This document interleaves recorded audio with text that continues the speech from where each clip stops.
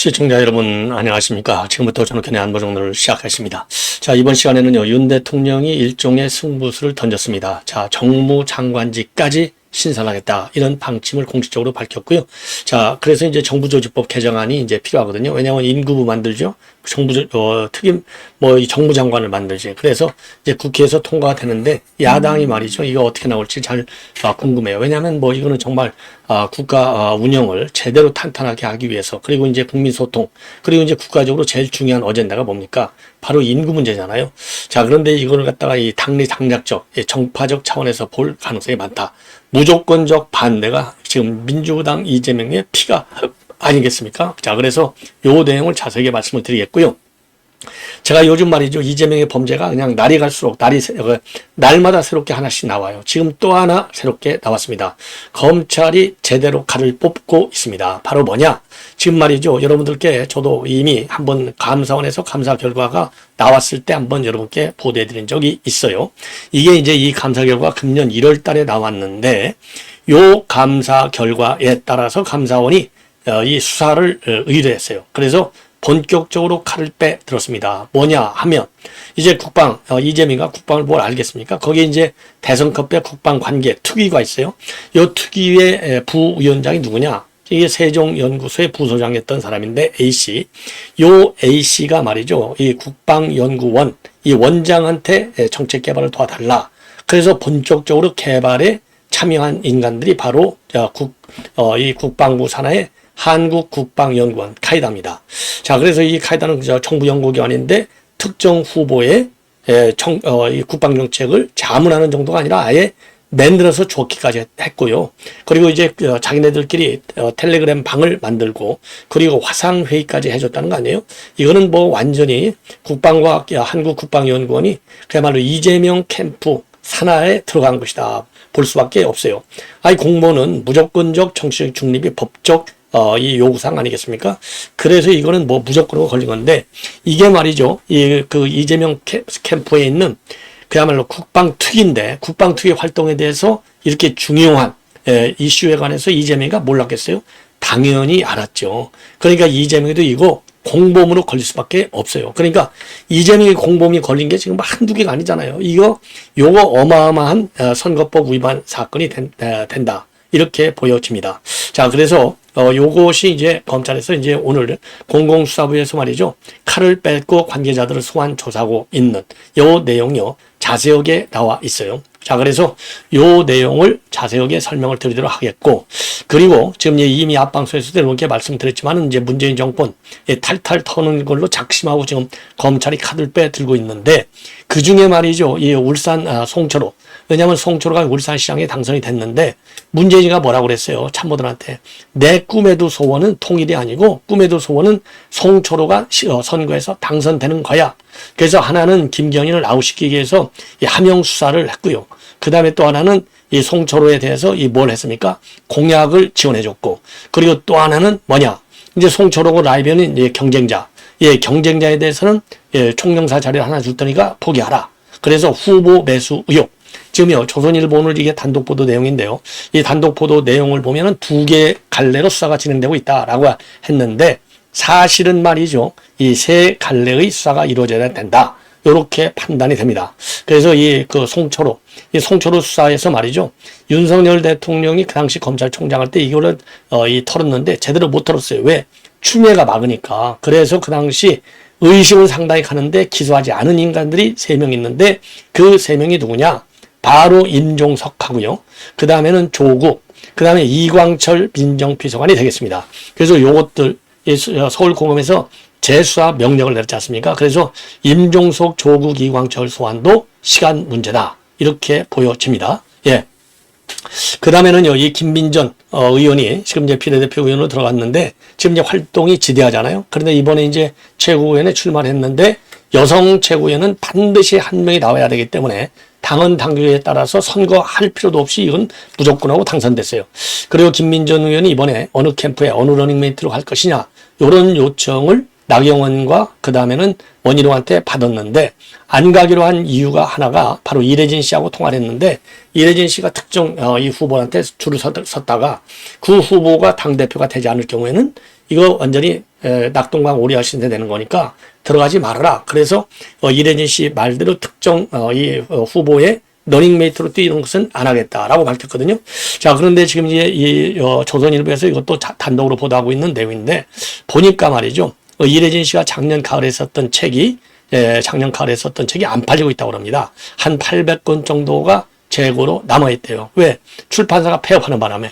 그래서 이거를 갖다가 이 책을 사주자. 이런 캠페인을 벌려가지고 지금 이제 그 책이 매진됐다고 그러네요. 아주 미담 스토리가 아닌가. 이렇게 생각이 들어요. 그리고 마지막으로요. 이재명이도 요즘 개딸들한테 시달리고 있다. 호소문이 나오고 있네요. 당해봐야 알죠. 예. 자, 개딸들 끼고서 얼마나 그동안에 즐거워했습니까? 그런데 그 전화 몇 통, 문자 몇 개 온다고 이 고통을 호소하고 있다는 이재명이 야, 이거 지가 왕 된 기분이에요. 내가 왕인데 어디다 대고 밤낮으로다가 전화하고 문자 하느냐. 이 얘기 아니겠어요?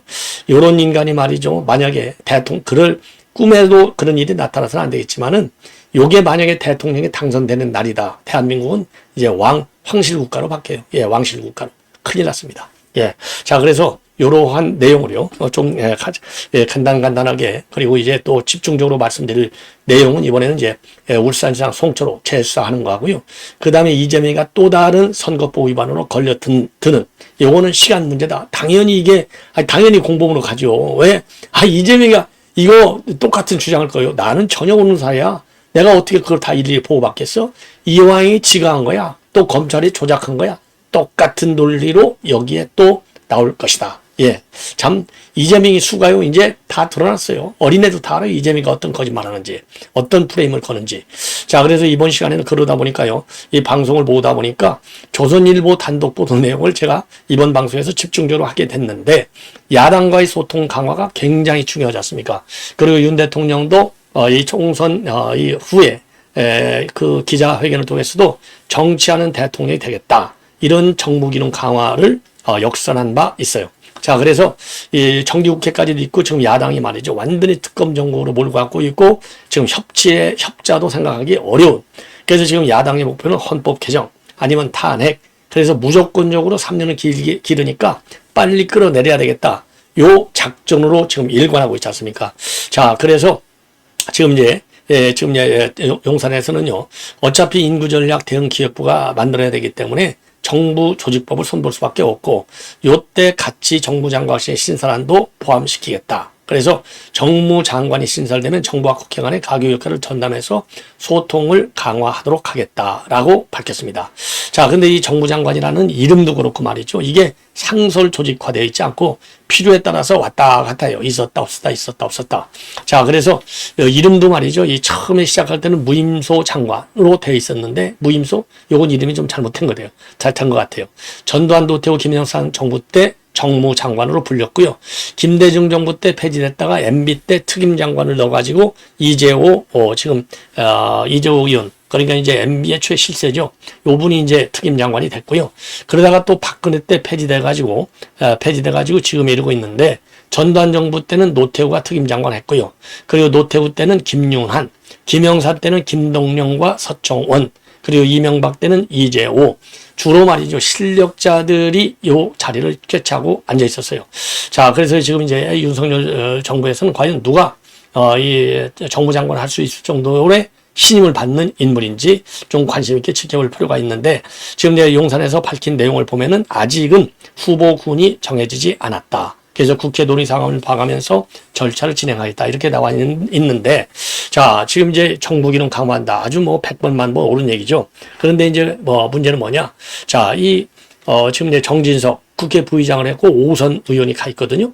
자, 그 다음에는, 이 홍철호도 재선 의원이 정무수석을 하고 있어요. 그러니까 용산의 정무기능이 약하다. 그래서 윤 대통령이 소통이 좀 부족하다. 그리고 이제 제대로 설득하는 참모가 없다. 요렇게 해서 지금 이제 아주 이 정진석 비서실장이 가 있고 홍철호가 가 있는데 여기에 정무장관 글쎄요 뭐 비서실장 역할하고 정무장관하고는 기본 메인 역할의 차이는 있죠. 그런데 이 균형적인 임무 수행이 굉장히 중요한 것이 아닌가. 예, 자리만 만든다고 모든 게 잘 된다고 볼 수는 없겠지 않습니까? 그래서 정무장관도 유능해야 되겠고, 정무장관이 대통령한테 건의하는 것도 정말 객관적으로 볼 때, 이 개인의 사익을 앞세우는, 개인의 정치적인 이익을 앞세우는 그러한 정무장관에서는 안 되고, 대통령도 됐지만 오로지 국가와 국민을 위한다는 틀 안에 대통령이 가운데 자리하고 있는 것이죠. 그래서 국가와 국민과 대통령, 그리고 여야 간의 협치. 그렇잖아요. 지금 뭐 국제적으로 보나 국내적으로 보나 굉장히 지금 어려운 국면에 빠져 있는 거 아니에요? 자, 그래서 요런 이 균형 감각과 이 폭넓은 지식과 정보 판단 능력을 갖춘 사람이 가야 될 것이 아닌가, 이렇게 생각이 듭니다. 자, 이번에는요, 지금 이제 보도에 따르면요, 제가 보도에 말씀을 드린 대로 이재명 캠프에서 말이죠, 국방 정책 관련 이 건의를 했던 사람, 요게 누구냐? 이렇게 세종연구소의 부소장, 이름이 누구냐? 김정섭 박사입니다. 이 김정섭 부소장을 최근에 검찰에서 극비리에 소환 조사를 했다고 합니다. 그래서 이 사람이 뭘 맡았냐면 아까 말씀드린 대로요, 민주당 중앙선거대책위원회에서 국방정책특별위원회 부위원장을 맡았어요. 그래서 이 사람이 국방연구원의 원장한테, 이 김원태 원장인데요, 이 원장한테 국방정책 자문을 구하는 정도에서 끝난 게 아니라 바로 김윤태입니다. 김윤태. 자, 요 사람이 되겠습니다. 김윤태를 만나가지고 자문을 좀 해주고, 그리고 정책을 직접 지원해달라. 그래가지고 말이죠, 실제적으로 이재명의 국방정책, 아예 정책을 만들어서 집어 넣어줬어요. 그리고 또 자기네들끼리 텔레그램 방도 만들고 또 화상회의까지 해. 화상회의하죠. 특정 정책에 대해서 자문 의견을 주죠. 특정 정책을 아예 만들어주죠. 그러니까 이 국방연구원이 말이죠, 이재명 대선 캠프의 산하 조직이 돼버린 거나 마찬가지예요. 아니, 원장이 거기에 딱 말하자면 간첩질을 한 것이나 마찬가지죠. 이러니까 이제 원장 감사원 감사 결과에 따라 원장은 해임됐어요. 해임돼가지고 해임 억울하다, 이거 이제 이 법원에 소송을 제기했는데 번번이 실패. 패소를 하고 있는 상황입니다. 자, 그래서 지금 이 부소장이죠. 김정섭 부소장이 이제 이 원장한테 국방대학교의 교수를 소개받아요. 그리고 교수하고 같이 이재명의 국방정책 자문 그리고 개발을 하는 겁니다. 그런데 이 국방대학교의 A 교수의 경우는요, 이제 국방대 교수도 이제 준 공무원이거든요. 특정직 공무원인데도 불구하고 민주당 당원으로 가입하고 선거 운동을 했어요. 그래서 공직선거법 위반용으로 검찰의 수사를 받아왔습니다. 자, 그래서 이제 이 수사가 상당히 커지고 있다. 자, 그래서 말이죠, 지금 감사원의 감사 결과 보고서, 이제 금년 1월 달에 감사원의 결과 보고서를 보면은요, 우선 이제 김윤태 원장은 당연히 해임 요구를 해서 해임이 됐고, 그리고 2021년도 3월 달에 그러니까 이제 2022년도 3월 9일 선거잖아요. 선거 1년 전에 단체 대화방, 텔레그램 단체 대화방을 만들어요. 이 단체 대화방 이름이 북한산 등산 모임이 되겠습니다. 왜냐? 북한산 올라가는 거잖아요. 북한산이 어디에 있어요?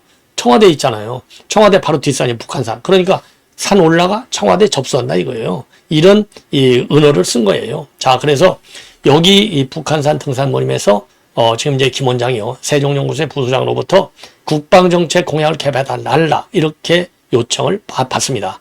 그런데 이제 세종연구소 부소장은 본래 국방부 출신이고 이재명 캠프에서 활동을 아주 왕성하게 했다고 합니다.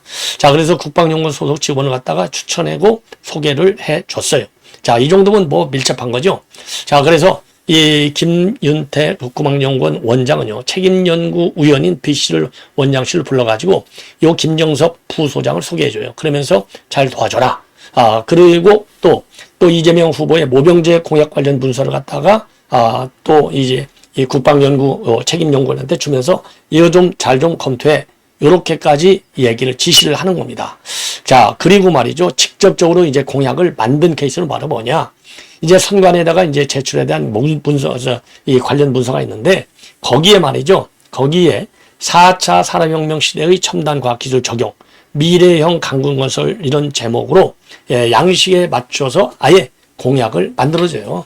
자, 이걸 보면은 이건 뭐 이 국가기관인데, 국가기관이 일개 후보의 싱크탱크 역할을 한 거예요. 자, 이러니 이게 뭐 이거 말이나 되겠습니까? 당연히 빨리빨리 조사해서 전부 구속사야 되고, 이거는 반드시 이재명과도 공모했다라고 보는 것이 지극한 정상이 아니냐. 이렇게 판단이 됩니다. 자, 그래서 요게 이제 앞으로 말이죠, 결국은 이재명이, 이건 이제 이화영이 유죄 판결을 받으니까 그리고 이제 이 자신감을 가져갖고 검찰에서 기소했지 않습니까? 그런 것처럼 요것도 결국은 이재명이 공범 수사로 연결될 수밖에 없는 구조를 가지고 있다. 이렇게 보여집니다. 자, 이번에는 말이죠. 이번에는 이제 이 송초로 터는 얘기를 좀 하겠는데요. 자, 서울중앙지검 공공수사 2부 부장검사가 이제 조비는데 울산시장 선거 관리과 관련해서 이제 서울고검으로부터 재수사 명령을 받아갖고 지금 재수사하고 있어요. 그래서 울산경찰청 소속 경찰, 그리고 이제 민주당, 울산 쪽 민주당 관계자 7, 8명을 참고인 신문으로 불러서 최근에 조사를 마쳤다. 그리고요, 검사가 현장에 내려가서 현장 조사까지 벌였고, 그리고 이제 몇몇 참고인들은 두세 차례 거쳐서 심도 있는 조사를 했다. 이런 내용이 되겠습니다. 그 당시 윤석열 총장 때 말이죠. 15명을 기소를 했는데 12명이 1심에서 유죄 판결을 받았어요. 자, 그리고 그 당시에 말이죠. 임종석하고 조국, 그 다음에 이광철 민정비서관은 불기소 처분을 했는데 법왕에 가담했다는 강한 의심이 드는 것은 맞다. 그러나 증거나 정황이 혐의 입증에는 좀 부족하다. 왜냐하면 그 당시 임종석이 불러도 안 갔어요. 조국도 안 가요. 예, 이광철도 잘 안 가. 그러니까 소환에 응하지 않으니까 이게 혐의 입증이 쉽지 않다. 이렇게 결론을 낼 수밖에 없어요. 자, 그래서 이거와 관련해서 국민의힘 측에서 이미 항고를 했고, 그러니까 이제 서울고검에서 지난 1월 달에 중앙지검에 재수사 명령을 내렸고요. 그래서 중앙지검은 지난 3월 달에 대통령 기록관을 압수수색하면서 이 강제 수사에 착수했습니다. 자, 그래서 이제 이 참고인 조사들을 지금 쭉쭉 하고 있고, 자, 그래서 이제 임종석, 조국, 그 다음에 이광철 비서관에 대한 추가 수사도 이제는 곧 임박했다. 이렇게 볼 수밖에 없고요. 그래서 이미 말씀을 드린 대로 지금 김기현이를 제거하기 위해서 하명수사, 이거는 황운하잖아요. 황운하도 3년 6개월 받았잖아요. 그리고 이제 임동호 전 민주당 최고위원인데 이 임동호가 경쟁자예요. 이 오히려 여론은 임동호가 앞서요.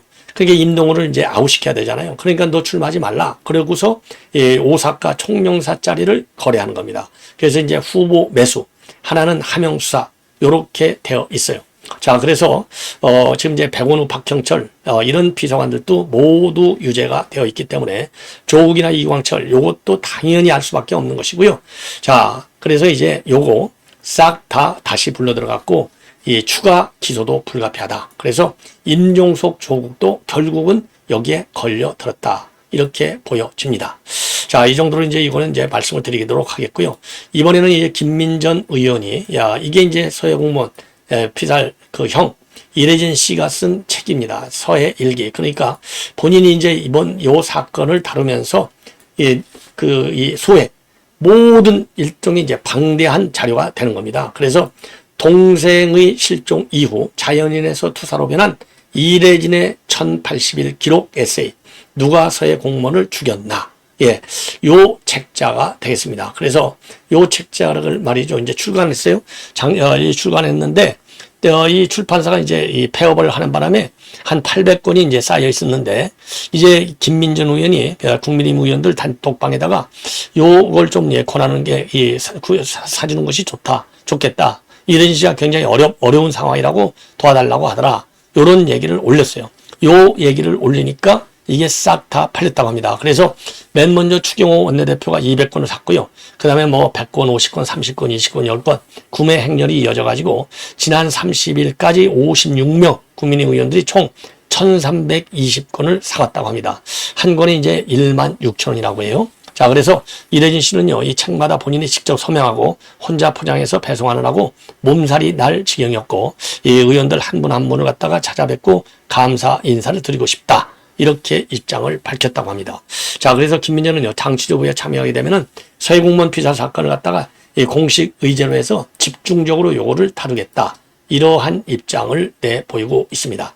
여러분들 뭐 잘 아시다시피 이거 문재인도 이거 소환 조사해야 되는데 문재인을 소환 조사하지 않은 요게 참 안타깝다. 그래서 이 김민전 의원이 이거 차 파헤칠 때 말이죠.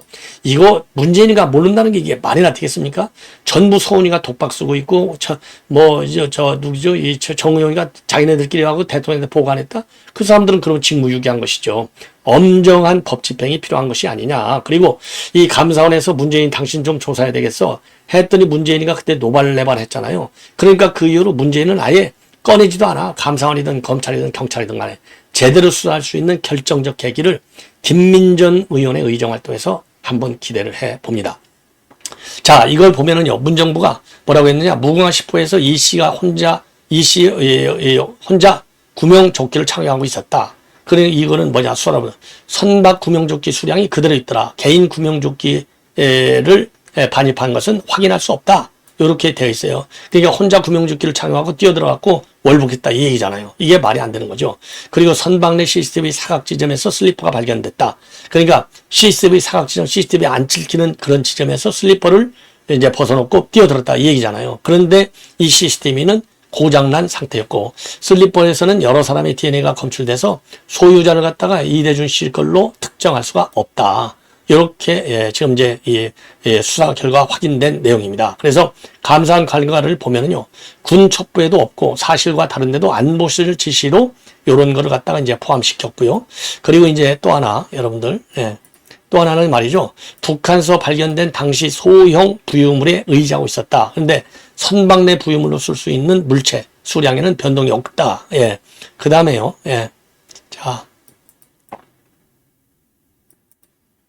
자, 그 다음에는요, 북한 군 질문에 대해서 내가 월북하겠다 이게 답변했다는 거. 최초 질문에 자진 월북 의사를 밝히지도 않았다. 거듭된 질문에가 월급했다. 자진 월북 근거로 보기 어렵다. 왜냐면요, 나 월북할래. 처음에는 이제 너 월북하는 거야? 안 할 거야? 이렇게 대답 안 한 거예요. 근데 자꾸니까 왜 월북하겠다 했어요. 여기서 지금 북한군 바로 앞에 와 있는데, 월북하지 않나? 그러면 이거 총으로 쏴 죽이잖아요. 그러니까 살려고.